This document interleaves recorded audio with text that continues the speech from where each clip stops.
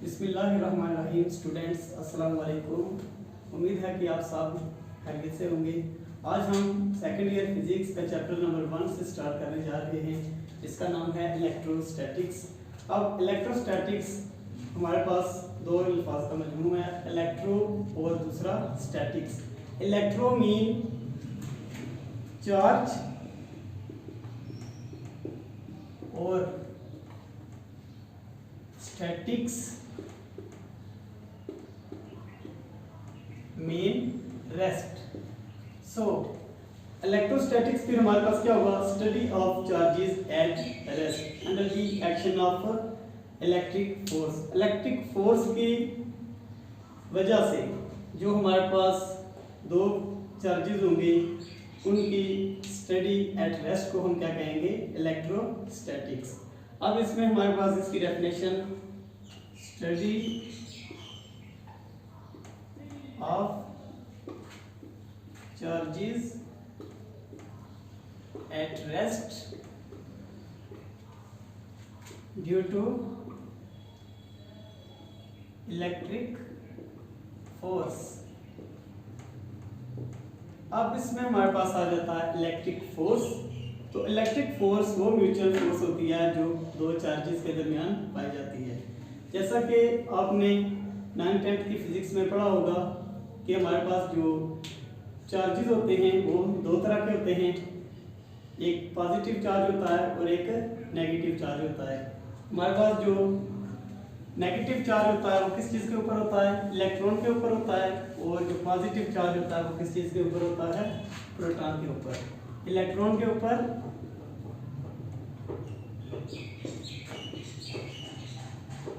Negative charge, जबकि protons के ऊपर हमारे पास जो चार्ज होता है वो क्या होता है, पॉजिटिव चार्ज होता है।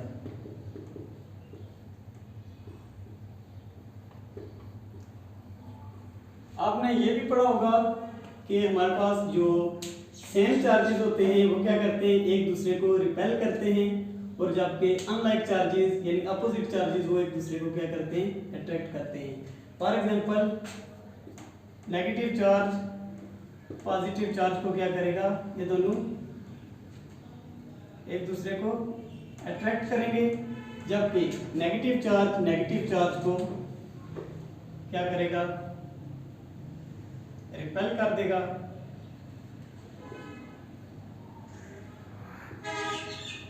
और इसी तरह पॉजिटिव चार्ज जो होगा वो भी क्या करेगा, पॉजिटिव चार्ज को रिपेल करेगा। सो जो हमारे पास इलेक्ट्रिक फोर्स होती है उसकी इंपॉर्टेंस हम इस तरह करते हैं कि जो हमारे पास कोई भी एटम्स होते हैं वो इस इलेक्ट्रिक फोर्स की वजह से आपस में एक दूसरे के साथ जुड़े हुए होते हैं, और एटम्स और मॉलिक्यूल इस तरह वजूद में आते हैं, और एटम्स और मॉलिक्यूल्स मिलके बड़ी बॉडी को बनाते हैं। फॉर एग्जांपल हमारी अपनी जो बॉडी है ये इटसेल्फ इलेक्ट्रिक फोर्स की वजह से कंबाइंड है। अब हम अपने टॉपिक नंबर 1 की तरफ आते हैं, कूलम्स लॉ, या उसका दूसरा नाम है कूलम्स लॉ ऑफ इलेक्ट्रोस्टैटिक्स।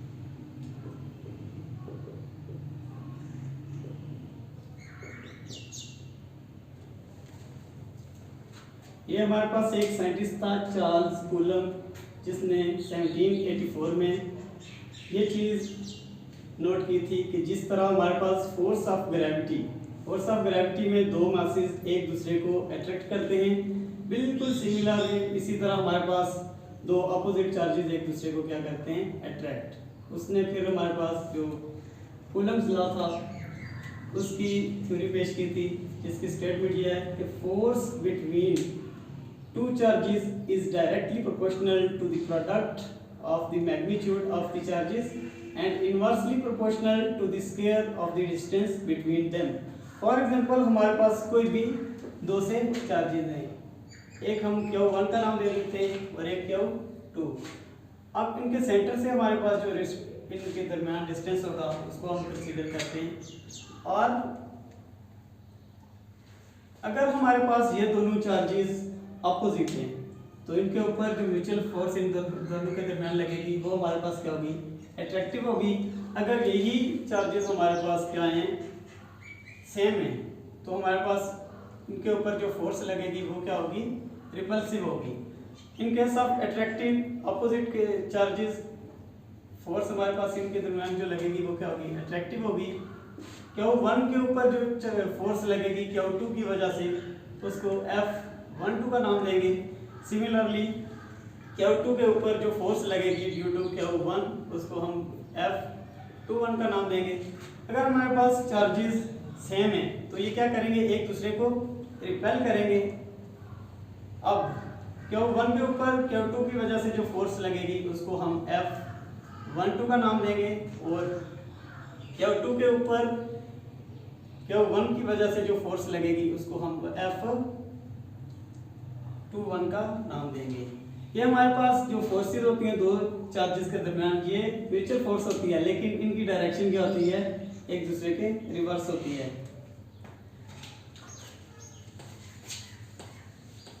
अब हम कूलम्ब्स लॉ को मैथमेटिकली देखते हैं कि वो उसको किस तरह लिखते हैं। मैथमेटिकली हमारे पास क्या होगा,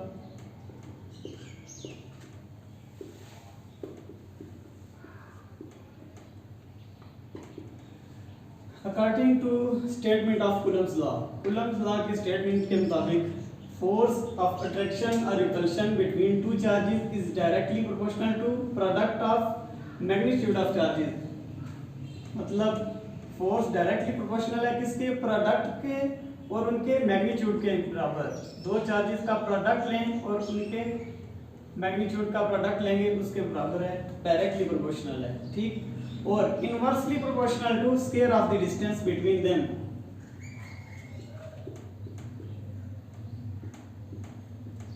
फॉर एग्जांपल हमारे पास दो चार्जेस हैं, इनके ऊपर जो कूलम्ब्स फोर्स लगेगी वो क्या होगा, Q1 का मैग्नीट्यूड और Q2 का मैग्नीट्यूड इन दोनों के प्रोडक्ट के डायरेक्टली प्रोपोर्शनल होगी और इनके दरमियान जो डिस्टेंस होगा उसके इनवर्सली स्क्वायर ऑफ डिस्टेंस होगी।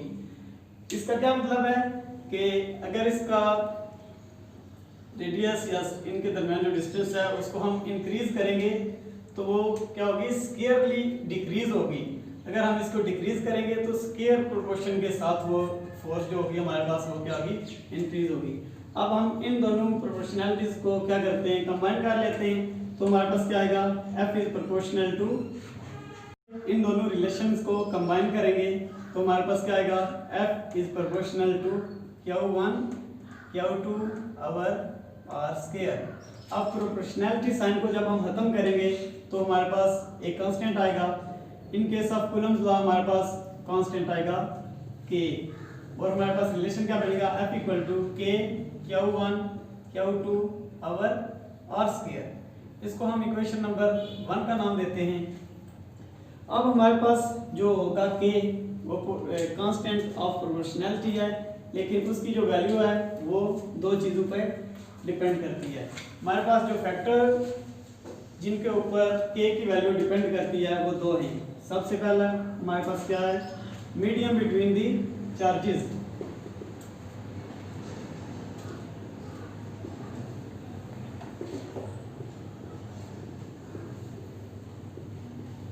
और दूसरा हमारे पास सिस्टम ऑफ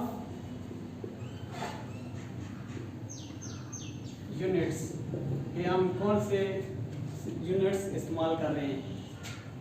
अब मीडियम अगर हमारे पास दो चार्जेस के दरमियान फ्री स्पेस होगी तो K की वैल्यू हमारे पास होगी K equal to 1/4 pi epsilon naught, where हमारे पास एप्सिलॉन नॉट क्या चीज़ है, डाइलेक्ट्रिक कांस्टेंट है या परमिटिविटी ऑफ फ्री स्पेस है। अब इस K की वैल्यू हम इक्वेशन नंबर 1 के अंदर पुट करेंगे। F इक्वल टू क्या थी equation number 1, K Q1 Q2 over R square equation number 1। इसमें जब हम K की वैल्यू पुट करेंगे तो हमारे पास क्या आएगी, F is equal to 1/4 pi epsilon naught Q1 Q2 over R square. इसको इक्वेशन नंबर 2 का नाम दे दें। अब इसके बाद हमारे पास परमिटिविटी ऑफ फ्री स्पेस या डाइलेक्ट्रिक कांस्टेंट, इसकी जो वैल्यू होती है वो हम चेक करते हैं कि क्या होती है। तो permittivity of a free space की हमारे पास वैल्यू क्या होती है 8.85 मल्टीप्लाई 10⁻⁻12। अब इस रिलेशन से चेक करें, हम परमिटिविटी को इधर लें तो इसकी यूनिट क्या बनेगी न्यूटन इनवर्स और उसके साथ कूलम स्क्वायर और मीटर इनवर्स का स्क्वायर। और k की वैल्यू हमारे पास क्या आएगी, क्योंकि k बराबर होता है 1/4 pi epsilon not. So k की वैल्यू आएगी 9 मल्टीप्लाई 10⁻⁹। इसमें हमारे पास k की वैल्यू क्या आ जाएगी न्यूटन, ये इधर डिवाइड हो रहा है हमारे पास, इसका स्क्वायर ऑफ डिस्टेंस इधर मल्टीप्लाई हो जाएगा, न्यूटन मीटर स्क्वायर और कूलम स्क्वायर इनवर्स आ जाएगा। इसके बाद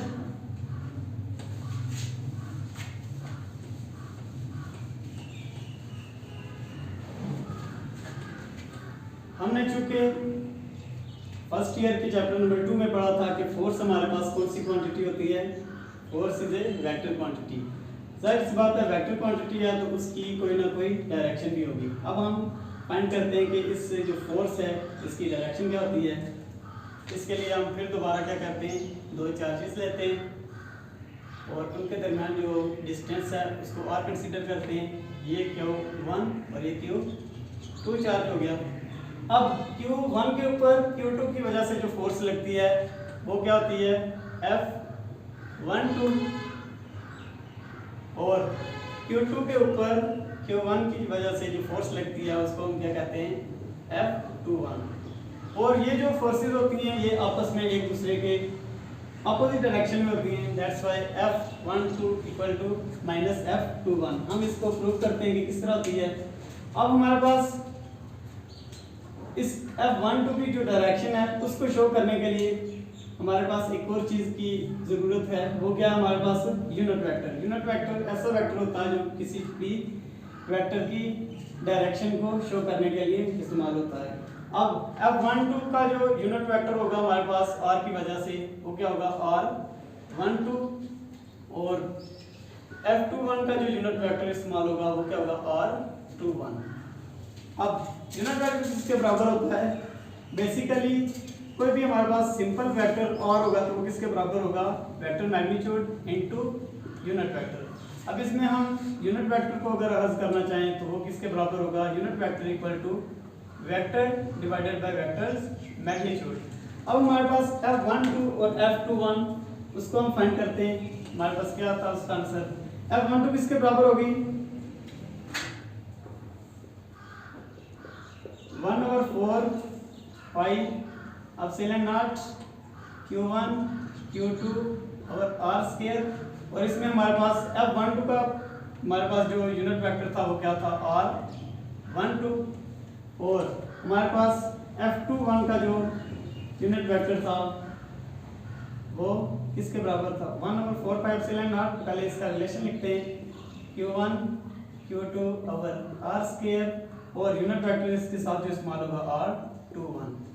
अब देखें हमारे पास अगर ये दोनों फोर्सेस क्या हैं यानी चार्जेस सेम है तो ये एक दूसरे को क्या करेंगे रिपेल करेंगे।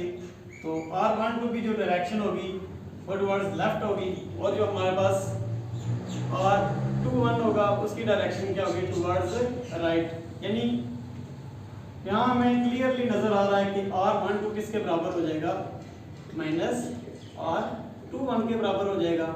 अब हम क्या करते हैं, इसको इक्वेशन ए का नाम दे दें और इसको इक्वेशन नंबर बी का नाम दे देते हैं। अब करना क्या है कि R12 is equal to minus R21।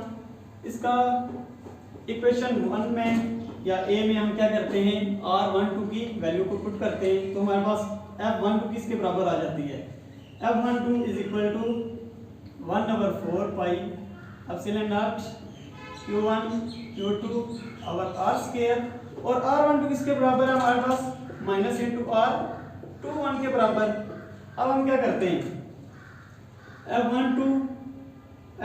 F12 is equal to minus का साइन शुरू में ले आते हैं, क्या आएगा हमारे पास 1/4 pi epsilon naught Q1 Q2 और R स्क्वायर, और ये हमारे पास क्या आ गया R21। इक्वेशन नंबर बी से हम देखते हैं कि F21 किसके बराबर है 1/4 pi epsilon naught Q1 Q2 और R स्क्वायर इनटू R21। तो हम अब इसकी जगह F21 पुट कर सकते हैं, तो हमारे पास आ जाएगा F12 equal to minus F21। इस तरह हमारे पास दोनों चार्जेस के ऊपर जो फोर्सेस लग रही हैं उनका magnitude as well as direction भी आ गया। जो हमारे पास Q1 के ऊपर फोर्स लग रही है उसकी डायरेक्शन सेम होगी, लेकिन अपोजिट टू दैट ऑफ जो फोर्स Q2 के ऊपर लग रही है उसके बराबर होगी। अब इसके बाद हमारे पास आता है कि हमने ये सब कुछ जो लिया है वो लिया है फॉर फ्री स्पेस। चार्जेस के दरमियान हमारे पास मीडियम कुछ भी नहीं था, फ्री स्पेस थी। अब हम देखते हैं कि अगर हम चार्जेस के दरमियान कोई मीडियम रखते हैं तो उसका चार्जेस के ऊपर जो उसके ऊपर क्या उसका असर होता है। तो जाहिर सी बात है जब चार्जेस के दरमियान कोई हमने मीडियम रख दिया है तो इनके ऊपर जो म्यूचुअल फोर्स होगी उसका जो मैग्नीट्यूड होगा वो क्या होगा, कम होगा। अगर अट्रैक्टिव है तो भी वो फोर्स कम हो जाएगी, अगर रिपल्सिव फोर्स है तो वो भी हमारे पास उसका मैग्नीट्यूड जो होगा वो क्या हो जाएगा, कम हो जाएगा। अब हमारे पास अगर ये कम होगा तो हम जो रखा हुआ होगा इसके दरमियान मीडियम उसकी रिलेटिव परमिटिविटी को फाइंड करेंगे। बेसिकली जो हमारे पास चार्जेस के दरमियान मीडियम यूज होते हैं वो वैक्यूम है जिसकी रिलेटिव परमिटिविटी की वैल्यू एप्सिलॉन आर की वैल्यू क्या है 1 है। और दूसरा हमारे पास एयर है, एयर के लिए रिलेटिव परमिटिविटी की ये वैक्यूम, दूसरा एयर के लिए हमारे पास रिलेटिव परमिटिविटी की वैल्यू होती है 1.006। और तीसरा जो हमारे पास यूज होता है वो क्या है वाटर, और उसके लिए होती है रिलेटिव परमिटिविटी इक्वल टू 78.4। अब हमारे पास रिलेटिव परमिटिविटी की वैल्यू, जाहिर सी बात है जब फोर्स कम होगी तो हमारे पास नया रिलेशन जो आएगा फोर्स का उसमें हम रिलेटिव परमिटिविटी की वैल्यू को भी ऐड करेंगे। पहले हमारे पास था F इक्वल टू K और 1/4 pi epsilon naught Q1 Q2 और R स्क्वायर था। अब इसमें हमने जब मीडियम ऐड कर दिया तो हमारे पास इसके साथ एक और टर्म ऐड हो जाएगी, वो हमारे पास क्या होगी 1/4 pi epsilon naught Q1 Q2 और R स्क्वायर। और हमारे पास रिलेटिव परमिटिविटी की जो हमारे पास वैल्यू होगी वो इसके साथ परमिटिविटी ऑफ फ्री स्पेस के साथ मल्टीप्लाई हो जाएगी। अब हमारे पास जो रिलेशन आ गया वो हमारे पास ये आ गया। जाहिर सी बात है ये हमारे पास रिलेटिव परमिटिविटी ऑफ वैक्यूम 1 के बराबर है, रिलेटिव परमिटिविटी ऑफ एयर हमारे पास जो है वो है 1.006 के बराबर, और रिलेटिव परमिटिविटी ऑफ वाटर हमारे पास किस चीज़ के बराबर है वो है 78.4। अब अगर हम इस फोर्स में in the absence of medium और in the presence of medium इन दोनों को कंपेयर करें तो हमारे पास देखते हैं जब हमारे पास मीडियम नहीं था तो सिर्फ एप्सिलॉन आर था। अगर हमारे पास मीडियम मौजूद है फॉर एग्जांपल वाटर मौजूद हो जाता है तो डिनोमिनेटर में हमारे पास ये किस चीज़ के साथ मल्टीप्लाई करेंगे एप्सिलॉन नॉट को 78.4 के साथ मल्टीप्लाई करेंगे डिनोमिनेटर में, तो नोमिनेटर यानी फोर्स का जो हमारे पास वैल्यू होगी वो क्या आ जाएगी कम। So in the presence of dielectric या मीडियम, जब हम दो चार्जेस के दरमियान मीडियम रखते हैं तो हमारे पास जो फोर्स होती है वो क्या आ जाती है, रिड्यूस हो जाती है।